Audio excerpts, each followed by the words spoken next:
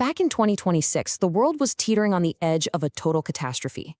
Today, we're going to unravel the whole tangled web of threats, secret missions, and some wild, high-stakes diplomacy that defined the Iran crisis and pushed global powers right to the very brink.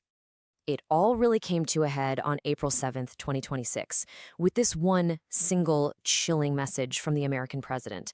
And look, this wasn't just a threat of war. It felt different. It was a threat of complete and total annihilation.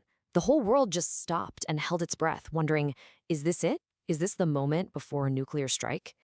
So the big question is, how did things spiral so far, so fast?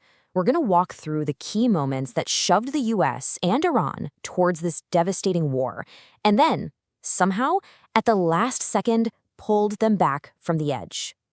To really understand the stakes here, we have to start with the human cost and some of the incredibly dangerous military moves that were happening in the early days of this crisis. Let's just start with this number, over 7,000.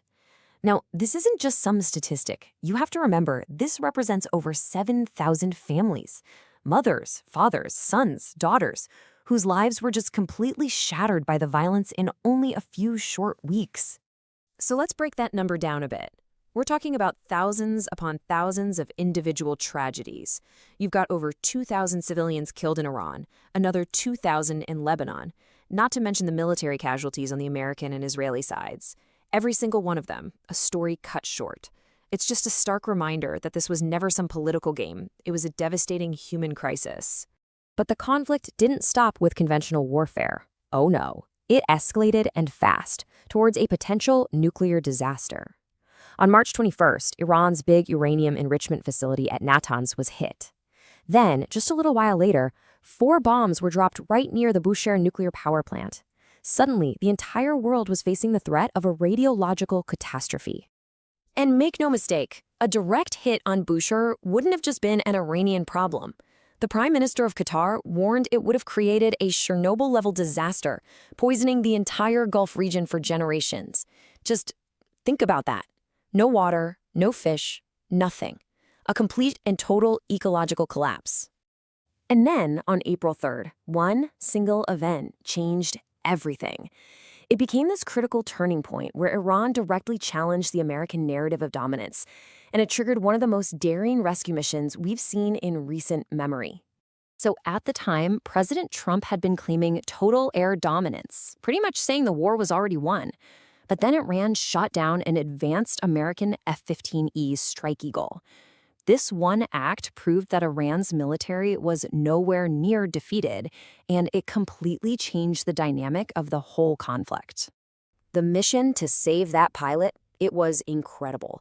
This American airman was stranded deep behind enemy lines. He hid for over 24 hours, and then he sent out this simple 3-word message, "God is good." In response, the CIA kicked off this whole deception campaign to throw Iranian search parties off his trail, while hundreds of special forces geared up for a massive rescue op deep inside Iran. And the rescue was a success. They got their pilot back. But the official story from the White House, the one about a totally flawless mission, that wasn't the whole truth. The U.S. actually lost an A-10 Warthog, that's a heavily armored ground attack jet, and several other helicopters took hits. It was a victory for sure, but it came at a real cost, and it proved just how formidable Iran's defenses really were.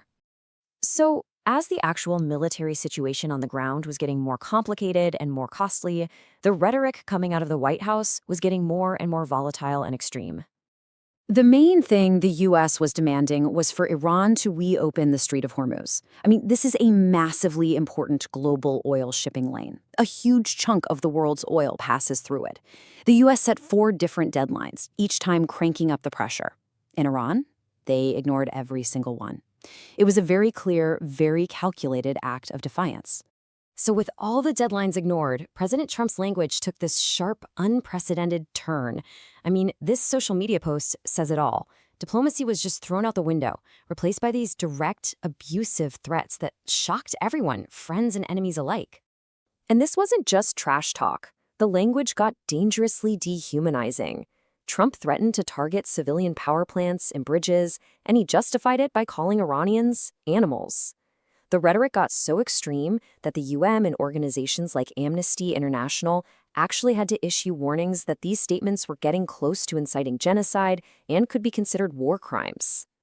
Right when it seemed like an apocalyptic war was pretty much inevitable, something totally unexpected happened. The world was about to get pulled back from the brink. I mean, literally at the 11th hour. With just 90 minutes left on the clock before the final U.S. deadline expired and everyone expected a massive attack, a 2-week ceasefire was announced. Nobody, not world leaders, not military analysts, nobody saw it coming. So who was the surprise mediator? Pakistan. Reports suggest that a direct personal line between Pakistan's army chief and Donald Trump was the key. Pakistan used this really unique relationship to broker a ceasefire, stepping into a diplomatic role that absolutely no one had anticipated. But, that feeling of relief, it didn't last long. The deal, which was put together in such a rush, started to fall apart almost as quickly as it was announced. It was all because of confusion and some very conflicting agendas. So the core problem was this fundamental disagreement. Pakistan's official statement said very clearly that Lebanon would be safe during the ceasefire. But just hours later, Israel launched one of its deadliest bombing campaigns there. And then both Israel and the U.S. vice president came out and claimed Lebanon was never part of the deal. The whole agreement was basically built on a foundation of sand. So then the attempt to create a permanent peace deal in Islamabad collapsed. And it collapsed over the one issue that mattered most: nuclear power. The U.S. was demanding a 20-year suspension of all of Iran's nuclear activity. Iran would only agree to 5. And on that point, there was just no room for compromise, and the talks failed. So, where does that leave us? Well, the immediate threat of an all-out war was dodged, but the whole region is now locked in this really precarious, really tense stalemate with huge geopolitical consequences. Okay, let's look at the fallout. The Strait of Hormuz is now under what's being called a double blockade, with both the Iranian and U.S. navies trying to control shipping, which is choking global commerce. Neutral countries are getting caught in the crossfire. Even India, a major regional power, has had its ships fired on by Iran. Meanwhile, Israel passed a controversial new death penalty law, and the only tiny glimmer of hope is a very fragile temporary ceasefire between Israel and Lebanon. And that brings us right back to the edge, today. The ceasefire between the U.S. and Iran is ending. Will they reach a deal to stop another catastrophic escalation? And even if they do, will it actually hold? This crisis showed us just how fast the world can be pushed to the brink. And it leaves us with this one last unsettling question. Was this a crisis we averted? Or was it just a catastrophe we've postponed?